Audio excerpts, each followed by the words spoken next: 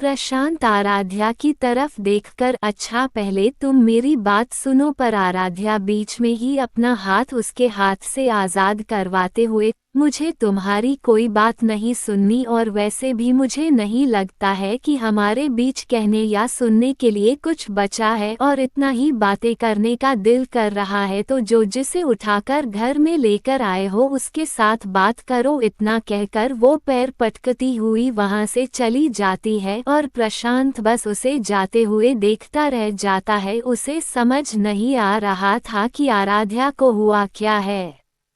उसके कान में आराध्या के शब्द गूंज रहे थे, जाओ उसी से बात करो जिसे उठाकर घर में लाए हो। प्रशांत को समझ ही नहीं आ रहा था कि आखिर आराध्या कहना क्या चाहती है।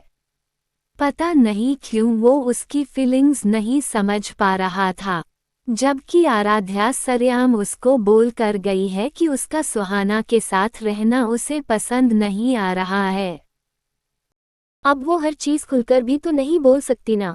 प्रशांत को भी थोड़ा समझना चाहिए, पर नहीं, वो तो बिल्कुल ही पागल लड़का है, कुछ समझ ही नहीं रहा है। और आखिर ऐसा क्या किया सुहाना ने जो प्रशांत उसे वापस घर में ले आया, और यहाँ तक कि वो उसे नौकरी भी दे रहा है। आखिर क्यों? वो वही खड़ा अभी तक आराध्या में उलझा हुआ था।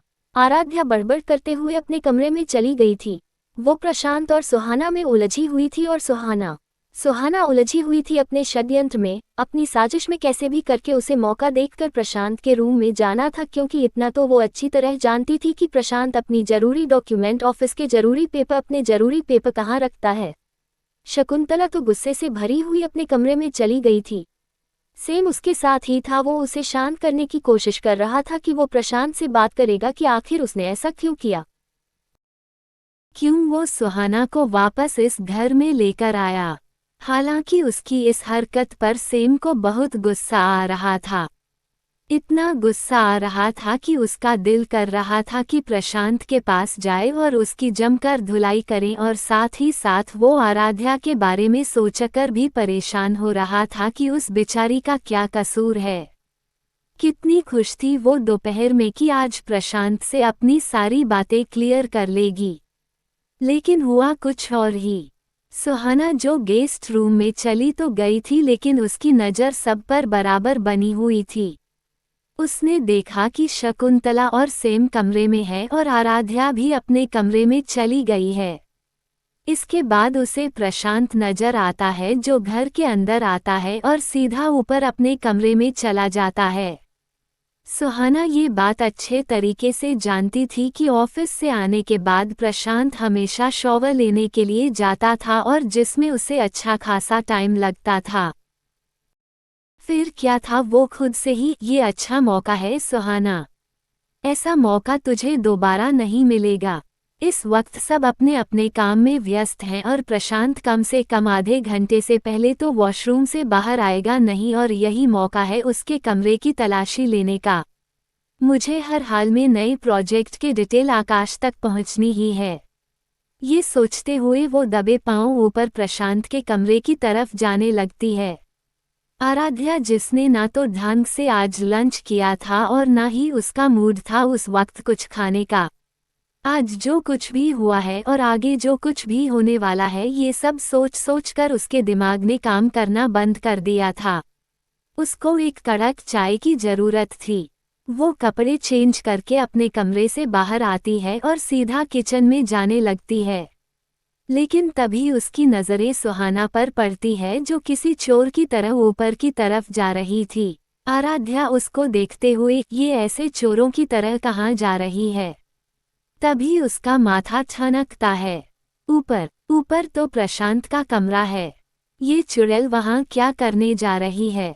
आराध्या को सुहाना पर पहले से ही बहुत गुस्सा आ रहा था, और अब उसकी ये हरकत देख तो उसका गुस्सा सांतवे आसमान पर था। वो सुहाना को देखते हुए बेहद गुस्से से, ये चुड़ैल मेरे प्रशांत के कमरे में क्या करने जा रही है?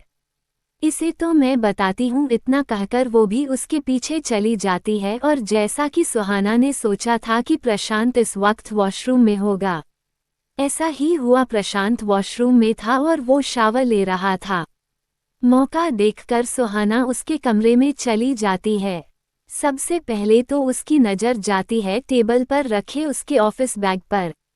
पता था उसे कि उसके ऑफिस बैग में कुछ ना कुछ तो उसे मिल ही जाएगा। वो जल्दी से उस बैग को उठाकर खोलने ही वाली होती है कि तभी दंदनाते हुए आराध्या वहां पहुंच जाती है और एकदम से, तुम यहाँ पर क्या कर रही हो? सुहाना को बिल्कुल उम्मीद नहीं थी कि उसके पीछे भी कोई आ सकता है। आराध्या के एकदम से आने से वो हड़बड़ा जाती है और प्रशांत का ऑफिस बैग उसके हाथ से छूटकर वहीं गिर जाता है, जिसे आराध्या भी देख लेती है।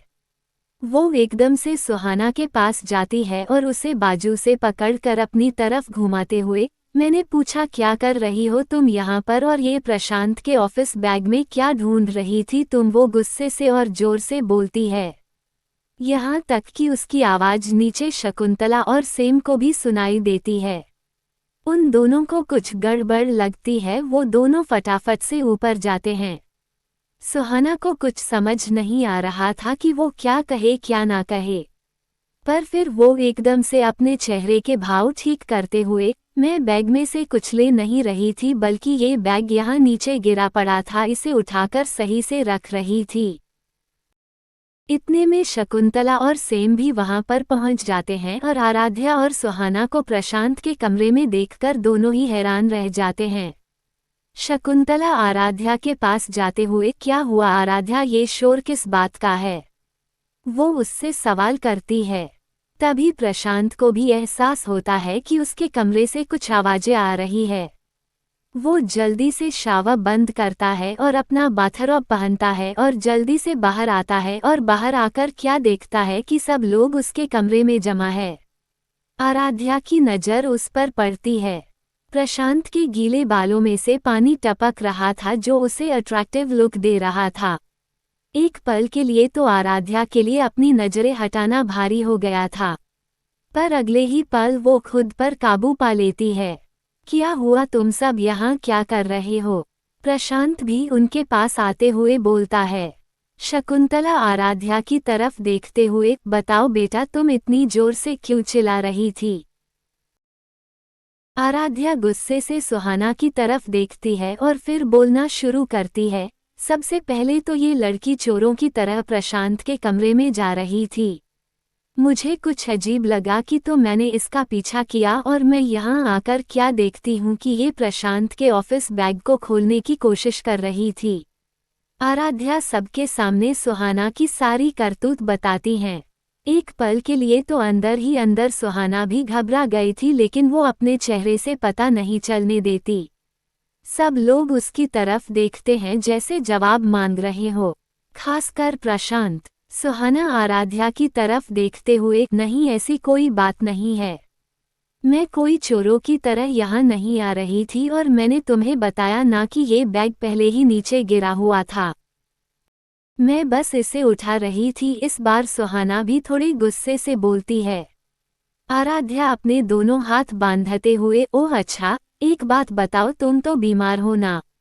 तुमसे तो चला भी नहीं जा रहा, तुम्हें तो बात बात पर चक्कर आ रहे हैं, तो फिर तुम यहाँ प्रशांत के कमरे में क्या करने आई हो?